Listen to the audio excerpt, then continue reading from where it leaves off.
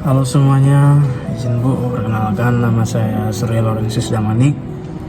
Saya dari Teknologi Produksi Tanaman Perkebunan, tapi kita dengar dengan TPTP 4B.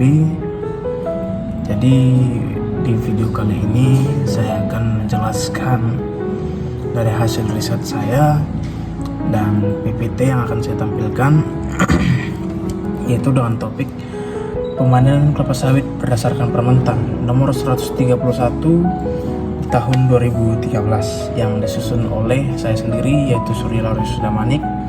Nah, yang pertama pada slide ini saya akan menjelaskan tujuan saya. Jadi yang pertama yaitu adalah menjelaskan isi dari Peraturan Menteri Pertanian nomor 131 tahun 2013, yang dimana Peraturan Menteri Pertanian ini itu mengatur tentang panen kelapa sawit.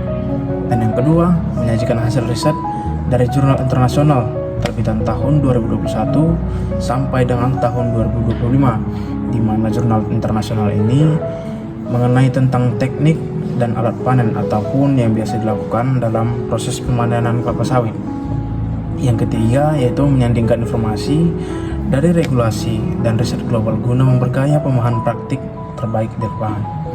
Nah, selanjutnya adalah pemanenan menurut Permentan. Nah, menurut Permentan sendiri, pemanenan kelapa sawit harus dilakukan saat buah telah matang secara fisiologis, yaitu ditandai dengan jumlah perondolan yang jatuh dari tandan. Kriteria kematangan dibedakan berdasarkan berat tandan. Regulasi juga mengatur bahwa pemanenan dilakukan setiap 7 sampai 10 hari sekali. Dengan tujuannya apa? Memaksimalkan hasil panen, mencegah mutu, dan mencegah pembusukan buah atau kehilangan hasil di pohon. Nah, selanjutnya itu ada SOP dan alat panen menurut Peraturan Menteri Pertanian itu sendiri. Nah, standar operasional pemanenan sesuai Permentan, alat panen disesuaikan dengan tinggi tanaman, seperti dodos untuk pohon pendek dan egrek cantas untuk pohon tinggi. Setelah buah dipanen, buah harus dikumpulkan di tempat pengumpulan hasil atau biasa kita dengar dengan TPH, dan harus segera diangkut ke pabrik untuk pengolahan. Keberlanjutannya kelapa sawit itu sendiri itu maksimal 24 jam dari setelah panen agar kualitas dari CPO itu sendiri tetap baik dan terjaga kualitasnya, ataupun kualitas CPO itu tetap tinggi. Nah, regulasi ini juga menekankan bahwa proses panen tidak boleh merusak pelepah atau menyisahkan buah mentah itu sendiri. Nah, jadi selanjutnya yaitu proses pemanenan kelapa sawit merupakan tahapan krusial dalam industri perkebunan yang menentukan kualitas dan kuantitas dari hasil panen, serta berkontribusi langsung dalam mutu minyak sawit mentah atau biasa kita sebut dengan CPO yang dihasilkan dari kelapa sawit itu sendiri. Berdasarkan Peraturan Menteri Pertanian nomor 131 tahun 2013, kegiatan panen ini harus dilakukan dengan memerhatikan standar operasional seperti yang saya jelaskan tadi, yang jelas dan disiplin dalam melakukan pekerjaan pemanenan itu sendiri. Nah, dimulai dari penentuan kematangan buah hingga pengangkutan hasil panen ke pabrik. Buah sawit dinyatakan matang secara fisiologis ketika berondolan jatuh dari tandan. Ya, umumnya itu sebanyak 5 sampai 10 butir dalam satu pokok tanaman kelapa sawit itu sendiri. Nah, jadi tanaman itu juga tergantung ukuran dan berat tandan. Panen dilakukan dalam waktu siklus 7 sampai 10 hari yang seperti saya sebutkan tadi. Gunanya apa? Untuk kenapa disiplin kita melakukan 7 sampai 10 hari? Gunanya itu menghindari kebusukan buah, kehilangan hasil di pohon. Biasa juga sering diambilin, atau bukan kita yang panen sendiri, bahkan orang lain.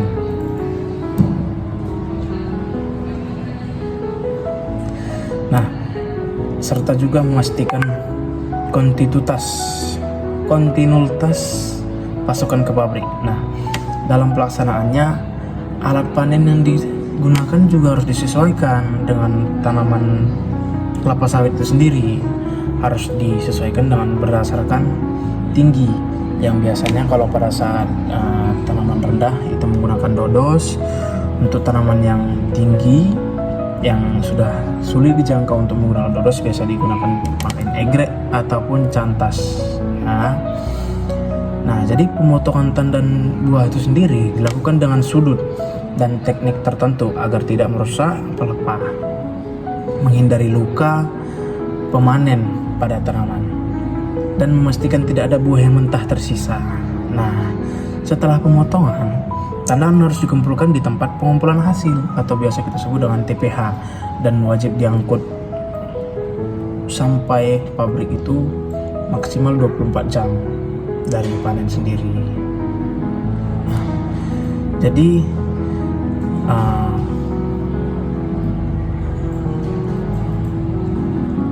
selanjutnya yaitu temuan jurnal internasional yang saya dapat. Nah, berbagai jurnal internasional menunjukkan risiko kesehatan kerja akibat penggunaan alat panen yang manual. Karena kenapa? Menggunakan alat panen manual ini masih banyak risiko yang terjadi pada kondisi lapangan dalam pengerjaan proses pemanenan kelapa sawit. Nah, penelitian menggunakan metode seperti Rapid Upper Limb Assessment atau RULA atau RULA dan Human Musculoskeletal Model Analysis atau HMMA. Nah, itu hasil penelitian ini menunjukkan bahwa pekerja mengalami postur kerja yang buruk. Nah, jadi dalam pelaksanaan pekerjaan pemanenan itu sendiri, para pekerja banyak mengalami postur kerja badan yang buruk, terutama pada bahu dan punggung mereka dalam pelaksanaan panen, serta tekanan otot yang tinggi, contohnya di otot tricep. Saat menggunakan galah atau dodos itu sendiri, mereka sering mengalami tekanan otot yang tinggi. Nah, artinya ada risiko cedera otot dan kelelahan yang tinggi jika alat panen tidak ergonomis ataupun tidak sesuai dengan kondisi lapangan yang dikerjakan oleh para pemanen itu sendiri, para pekerja itu sendiri.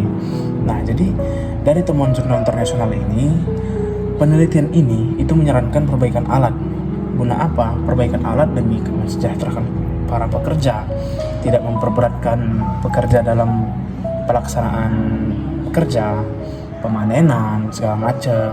Nah, jadi banyak manfaat jika alat-alat itu dilakukannya perbaikan ataupun peremajaan alat. Nah, selanjutnya menyarankan juga penelitian ini pembatasan waktu kerja. Nah, ini poin penting nih pada pemanen-pemanen. Waktu kerja itu harus dibatasi karena kenapa? Manusia memiliki batas maksimal tenaga, batas maksimal waktu untuk bekerja. Agar apa? Agar fokus tetap pada satu tujuan yang akan dilaksanakan untuk pemanenan kelapa sawit itu sendiri. Nah, dan pemberian istirahat yang cukup untuk panen itu sendiri. Nah, selanjutnya adalah teknologi panen modern. Nah, inovasi alat panen kelapa, terkhususnya di kelapa sawit, itu terus dikembangkan. Nah, terutama di Malaysia. Beberapa alat seperti kantas atau alat panen bermesin ringan itu terbukti dapat mempercepat proses hingga 37% lebih cepat daripada alat yang manual. Nah, selain itu, ada pula alat bantu angkut seperti mechanical buffalo dan kereta sorong mesin. Untuk pohon tinggi dikembangkan juga robot pemanjat. Nah, jadi pada pohon-pohon yang tinggi itu di Malaysia itu tidak lagi menggunakan egrek. Nah, egrek. Jadi mereka itu ada robot pemanjat yang didesain di negara mereka. Nah, tapi penggunaan alat-alat alsintan ataupun teknologi sekarang ini itu juga masih sangat terbatas. Karena kenapa? Banyak keterbatasan yang dimiliki oleh setiap negara ataupun setiap perusahaan guna untuk memperkembangkan teknologinya itu. Karena apa? Biayanya mahal. Nah, seperti kita tahu teknologi tidak ada yang murah. Karena kenapa? untuk mendapatkan hasil yang terbaik, kita juga harus mengeluarkan hasil yang maksimal ataupun pengorbanan yang baik. Nah, yaitu masih terbatas karena juga ada kompleksitas penggunaan dan kesulitan adaptasi di medan curam. Nah, jadi seperti kereta sorong itu juga sulit untuk beradaptasi di medan curam itu sendiri.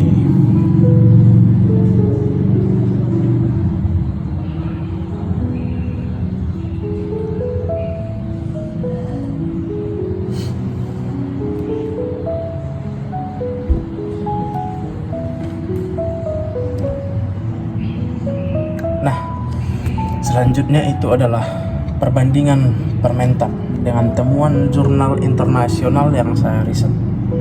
Oke, jadi perbandingan dari Permentan 131 nomor 131 tahun 2013 dengan hasil riset jurnal internasional itu sendiri. Yang pertama adalah kriteria kematangan dan frekuensi panen relatif sama. Yang kedua, jurnal internasional menambahkan aspek yaitu ergonomi alat, kesehatan pekerja, dan efisiensi kerja. Selanjutnya, yang ketiga ada regulasi nasional belum memasukkan aspek risiko cedera atau desain alat yang nyaman. Nah, jadi pada regulasi nasional yang ada di Permentan 131 tahun 2013 itu sendiri, di situ belum dimasukkan tuh risiko apa saja sih, risiko cedera apa saja sih, ataupun desain yang pada alat tersebut, yang dimana desain ataupun risiko cedera pekerja tadi agar kita tahu apa hal ataupun tindakan yang harus kita lakukan ke depannya. Nah, ataupun bentuk pertanggungjawaban dari regulasi itu sendiri. Nah, sementara jurnal itu memberikan data ilmiah tentang beban kerja dan cedera otot. Nah, jadi pada jurnal internasional tadi itu mereka juga di situ menjelaskan bahwasanya di dalam regulasi mereka ataupun SOP mereka memikirkan mengenai kesejahteraan para petani ataupun para pekerja panen kelapa sawit itu sendiri. Nah, mereka memikirkan beban kerja, cedera otot ataupun yang lain-lain demi kenyamanan para pekerja itu sendiri. Nah, yang keempat itu adalah jurnal ini juga lebih proaktif dalam merekomendasikan inovasi teknologi. Nah, seperti kita tahu di dunia internasional itu banyak jauh sekali lebih berkembang mengenai teknologi, baik itu dari segi bidang apapun itu dibandingkan dia di nasional kita sendiri atau bahkan negara kita sendiri. Nah, adapun kesimpulan dari saya itu pertama, Permentan 131 tahun 2013 sudah memberikan pedoman teknis yang jelas terkait panen kelapa sawit, mulai dari kriteria matang, alat, serta pengumpulan hasil dari tanaman kelapa sawit itu sendiri. Nah, namun penelitian internasional memberi tambahan wawasan penting. Nah, ini penting nih. Nah, dari jurnal internasional itu sendiri kita dapat belajar, menambah wawasan penting kita mengenai kesehatan kerja, ergonomi, dan kebutuhan akan alat bantu modern. Guna apa? Guna untuk menyamankan para pekerja panen kelapa sawit dan memikirkan apa sih risiko yang akan didapatkan ataupun yang akan dirasakan oleh pekerja pemanen itu sendiri. Nah, selanjutnya kolaborasi antara regulasi dan inovasi teknologi sangat dibutuhkan untuk meningkatkan efisiensi panen, kualitas panen, dan kesejahteraan tenaga kerja di industri sawit. Nah, jadi kesimpulan dari saya sendiri, antara regulasi nasional kita sendiri di Permentan 131 nomor tahun 2013 dan riset jurnal internasional mengenai proses pemanenan kelapa sawit itu sendiri sangat bersinergi. Nah, jadi kalau misalnya mereka mengkolaborasikan, betul-betul hasil yang baik dan sangat dibutuhkan dalam dunia perkebunan. Kenapa? Karena itu dapat meningkatkan efisiensi panen, kualitas panen, dan kesejahteraan tenaga kerja di industri sawit. Nah, jadi dengan adanya memikirkan kesejahteraan para pekerja juga bakal nyaman nih dengan perusahaan yang mereka kerjakan. Jadi tidak ada tekanan dan mereka mendapatkan kesejahteraan dari petani itu sendiri. Nah, Jadi sebelum menutup video ini, kita akan menyaksikan proses dan standar operasional ataupun SOP yang biasa ada di perkebunan kelapa sawit dan di Permentan 131 2013. Kalian saksikan video ini, simak baik-baik apa poin penting yang harus kita dapatkan dari video ini.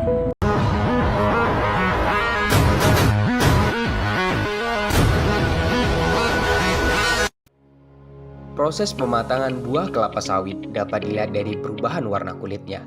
Buah berubah menjadi merah jingga saat sudah matang, dan saat buah matang kandungan minyak daging buah telah mencapai jumlah optimal.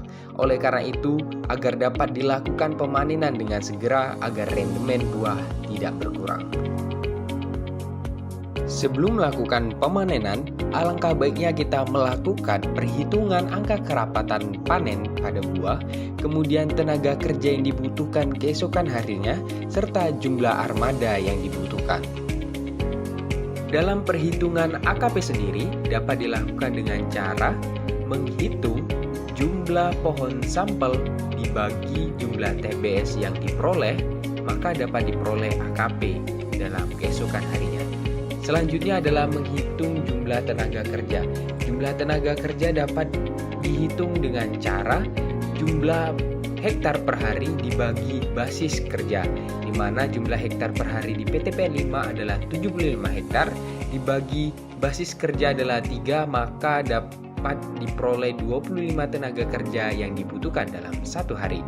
Kemudian dalam menentukan jumlah armada yang dibutuhkan, yaitu kapasitas armada dibagi jumlah tonase, di mana kapasitas armada itu 5 ton dibagi 45 ton dalam satu harinya, maka diperoleh 9 trip yang masing-masing mobil dapat melakukan trip sebanyak 2 kali, maka jumlah armada pada keesokan harinya yang dibutuhkan adalah 5 armada anggota.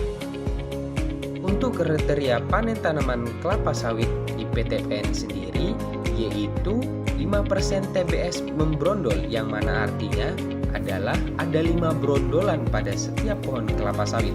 Waktu panen di PTPN 5 menggunakan patokan 8/10, yang mana artinya pekerjaan pemanenan dilakukan 8 hari kerja dan 2 hari libur kerja. Berikut ini adalah kriteria matang buah kelapa sawit.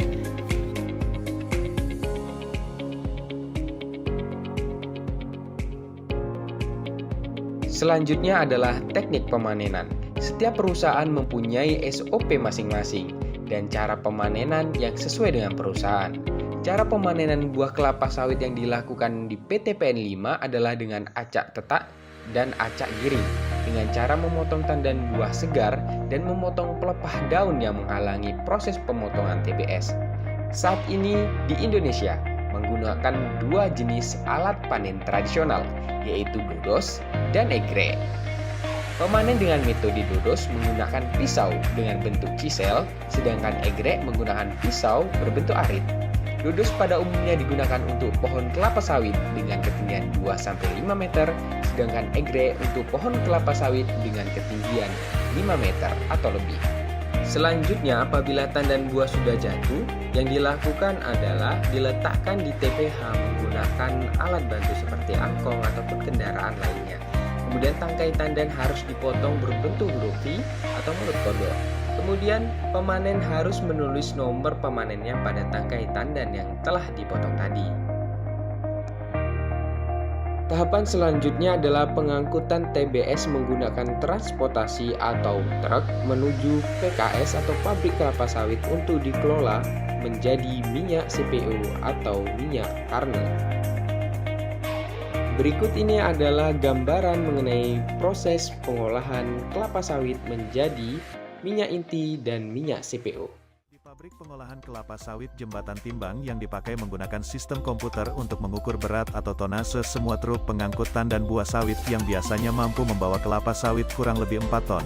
Jembatan Timbang adalah salah satu tahapan awal dalam proses pembuatan kelapa sawit menjadi CPO. Buah kelapa sawit yang masuk ke pabrik kelapa sawit kualitas dan kematangannya harus diperiksa dengan baik. Proses pemeriksaan buah sawit ini sering disebut sortir buah.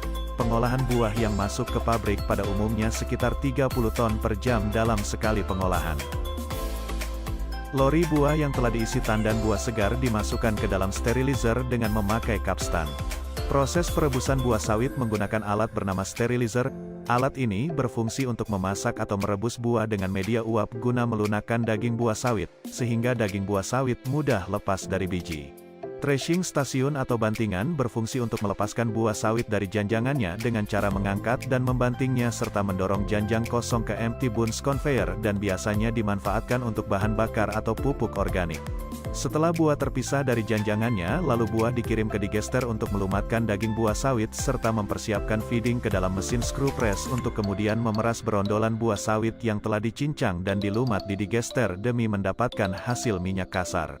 Setelah melewati proses screw press, masih banyak proses produksi di pabrik kelapa sawit yang akan dilewati, maka didapatlah minyak kasar atau crude oil dan ampas press yang terdiri dari fiber.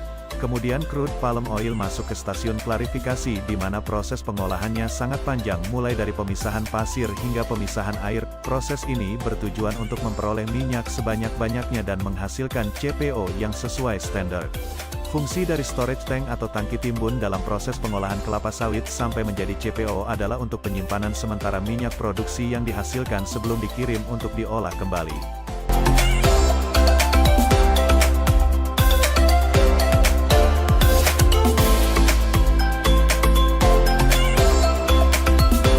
Saat ini pabrik kelapa sawit menerapkan sistem remote monitoring untuk metode kontrol otomatis yang dapat dibaca dan dilihat secara visual. Metode ini digunakan untuk memantau kondisi sistem otomatis kemudian dilaporkan langsung kepada pimpinan perusahaan tertinggi, karena dapat dilihat di mana saja, kapan saja, dan oleh siapa saja, namun yang memiliki hak akses terhadap sistem. Nah, closing statement dari saya adalah, jika panen adalah detak jantung industri sawit, jika panen adalah detak jantung industri sawit, maka alat, manusia, dan teknologi adalah nadinya. Permentan nomor 131 memberikan kita arah, sementara riset internasional memberi kita lompatan. Maka kini, saatnya bukan hanya memanen buah, tetapi juga memanen inovasi, efisiensi, dan keberlanjutan. Sawit bukan sekedar komoditas, tapi masa depan pertanian kita. Mari kita panen dengan bijak, cerdas, dan manusiawi. Terima kasih.